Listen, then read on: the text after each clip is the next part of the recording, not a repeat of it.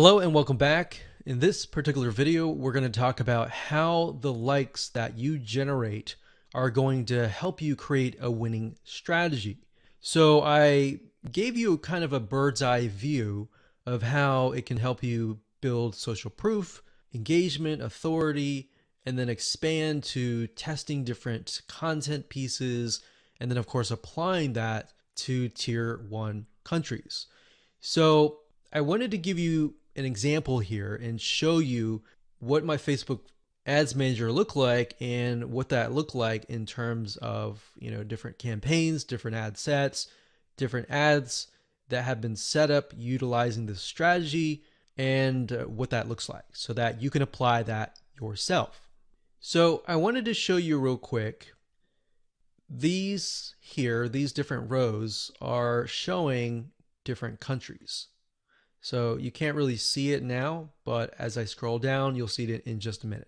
So generally speaking, we'll run daily budgets of about $1 to $5. Now you can see some of these are getting 29 likes, 221 likes, and then you can see the results. And then of course you can see the cost per result. So some of these are getting about 9 cents a like, and then some of these are getting 3 cents or 1 cent, and then some are getting 34 cents. Now I want to be transparent and honest and say that the majority of times you will not start out of the gate with a campaign that is getting you 1 cent or even 3 cents per like. Sometimes you do, sometimes you don't. So this is when it comes down to testing different images. You see, a lot of times when you're trying to figure out what actually resonates with your audience, it's really hard, right? If you're doing like search engine optimization, it's kind of hit or miss. You're guessing and trying to figure out what is actually resonating with people. And a lot of times, because SEO takes time, it takes sometimes months to about 6 months, you may never even know what is working and what is not working until half a year later. But with paid ads, yes, you do have to spend a little bit of money, but what you're trying to do here is you're buying data. So I want you to understand that when you run ads, you're not necessarily trying to get a result right away. You're trying to see where the market goes, where your audience goes in terms of steps. Okay, they take a step, they like your page. What next? Do they like your page? Do they not? Is there a reason why? Does the sales copy or the words that you use resonate with them? Do the images resonate? Do they not? So I briefly touched base on this previously, but being able to test things out with pennies is a lot better than having to spend dollars, right? Or pounds or euros. So as you can see here, if I scroll down, you can see that for some of these, I've targeted the US and gotten it down to about 7 cents, which is not bad. But as you can imagine, if I tested it out, like over here, this is US stores, it would have been about 34 cents just out of the gate, or even more. Sometimes it would be actually $1 per like. So if I scroll down here, you can see Asia. This encompasses Asia, excluding Philippines. And I got about $1 daily budget, 8,371 page likes. So that's the result. And then, of course, cost per result was 1 cent. So we spent $92 and we got a good amount of likes. Now, whenever I see this, I want to break things down further and maybe test out a different image and see what works. Now, as you can see here, we've targeted the Philippines, and you can target a country and then a specific age group. What I recommend is you target the age group that has been resonating or that looks like your customers. If your customers are mainly like 50 to 70, then focus on that. But at the same time, you don't want to disregard potential audiences that might be interested in your product. So as we scroll down here, we've got Philippines, 3,848 likes for about 2 cents. So we scroll down further. When it says third W, that's third world countries. So those are tier 3 countries. And I basically just took a bunch of third world countries and just put them all into one campaign.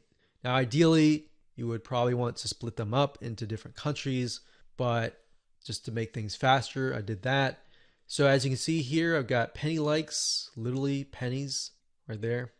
Now, like I said, bear in mind that even though these are third world or even tier 1, 2, or 3 countries, or mostly tier 2 and 3 countries, the fact that they're targeted means that they are going to like, comment, and share the posts that are actually going to go up on the Facebook fan page. You see what I mean? So that's what is powerful about this, is you get the engagement aspect, which actually will help you in the long run. So the goal here is to just make you aware that going down this route, testing these tier 2 and 3 countries is actually a really good thing. And that is something that your competitors are not doing. A lot of times they'll disregard it because they're thinking, well, it's not targeted. I'm not targeting, people overseas or anything like that. So this is thinking outside of the box. Okay, so what I just showed you previously, those were the ad sets. And the ad sets allows you to target a specific country, a specific demographic. Now, right below that, you have the ad level. And these are ads or images, content, headlines, and all of that. So as you can see here, this allows me to test different images, what resonates and what doesn't. And this image right here, I put a $7 daily budget. It got 3,641 page likes for a penny each. And the relevance score was 7, and that's actually good. So a lot of times people will get relevance scores of 1 or 2 or 3, and that's not a good thing, because if it's low like that, what will end up happening is you'll actually spend more money. The higher the relevance score, 6, 7, 8, 9, 10, up to 10, the lower you will actually pay, because Facebook wants to reward people who have ads that create a good experience, right? So if we scroll down further, we can see for the most part, it's relevant score 7 and then 8. So this one did really well. This one was 7. This one was 6. And then we look at the 6 and then we're like, okay, this one actually got a decent amount of page likes. Even though it was a lower relevant score, it made it up for it with a good amount of page likes. So you do want to take into consideration the likes, the cost, and all of that before you decide, okay, this is not a good image, this is not a good text, or anything like that. So I wanted you to see this so that you understand the process and that you understand that it all starts from a targeted like, and then it goes from there all the way down here, and then it creates that snowball effect that generates more likes and more engagement to your Facebook fan page. Okay, before we talk about how to go about creating the content with the images and the quotes, you really need to think about carefully what images or even quotes resonate with your audience. So you might be thinking, well, I sell like scuba diving stuff or basketball stuff.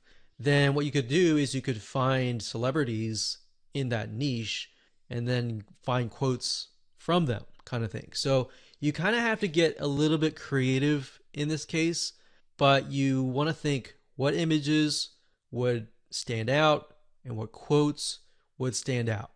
Now, there's a site called getstencil.com. That's getstencil.com. So it says stencil here, but it's getstencil.com. And you can log in and they'll give you access to a ton of quotes and a ton of really good looking images. So let's say, for example, that we are in the business niche.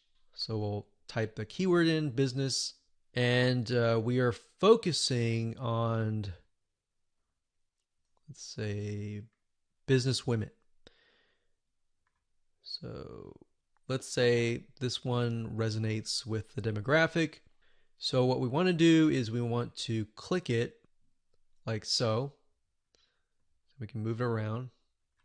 And of course we want to delete the other text, put it down here. And we want to find a photo that resonates with that demographic. So we could type in business woman and see what we get.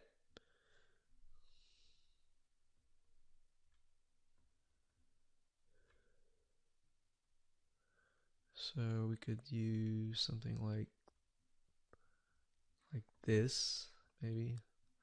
Now, obviously, that does not, you cannot read that, so you're going to need to play with it a little bit until the text fits in like that.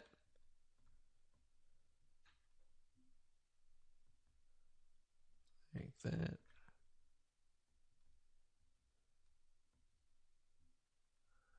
And then maybe the size is just too big, so we get that there.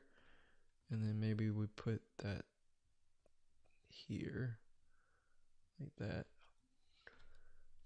Okay, so once you like it, all you have to do is you can click save or save it to a collection, which is basically like a folder, or you can click download and then upload that to Facebook. Now, what's really cool about GetStencil is they have a feature where once you have all the images created, you can use their share feature and right click and connect it to your Facebook fan page. So within GetStencil itself, you can actually share the image instead of having to log in to Facebook and do all that. You can also hire a freelancer you can say, I want you to log in every single day at this time, this such and such time, and then do a share from GetStencil and go from there. So that way people are constantly engaging with your content. Now, something that we found that works really well is to get an idea of kind of a central location or a central time that might be midday or during a certain time where your audience is free, and then post during that time.